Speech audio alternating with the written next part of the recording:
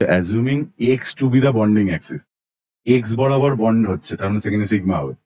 The paramagnetic property of the oxygen molecule due to the presence of unpaired electron present it. কোথায় unpaired electron থাকার জন্য অক্সিজেনের paramagnetic হচ্ছে?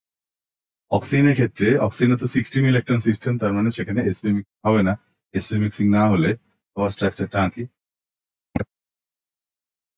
p4 মানে নিচেটা 1 2 2 p4 1 4 1 কি হবে? যেটা sp মিক্সিং হচ্ছে না, নরমাল ডায়াগ্রাম, তাহলে এটা কি হয়? সিগমা এক্স অ্যাক্সিস বলেছে, হ্যাঁ এক্স অ্যাক্সিস, তাহলে সিগমা বরাবর এক্স হচ্ছে। ভালো কোশ্চেন।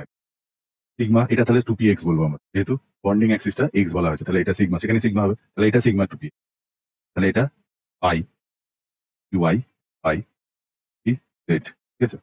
এটা pi star y pi star p z, sigma star p x. Normally কিন্তু আমরা এখানে জেড ধরে করি, এখানে কোশ্চেনটা ঘুরিয়েছে, ঘুরিয়ে জেড এর বদলে এক্স বলেছে, তাহলে আমাদের সেই অনুযায়ী করতে হবে। দেন এবার ইলেকট্রন ভরবো কটা?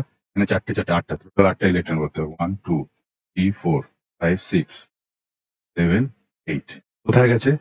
আই স্টার, এটা প্যারাম্যাগনেটিক হয়েছে, তার কারণ আনপেয়ার্ড ইলেকট্রন রয়েছে অক্সিজেনের ক্ষেত্রে। তাহলে আনপেয়ার্ড ইলেকট্রনটা কোথায় রয়েছে? পাই স্টার 2p y তে রয়েছে, পাই স্টার 2p z এ রয়েছে। Pi star 2p y, pi star 2p z orbit is correct.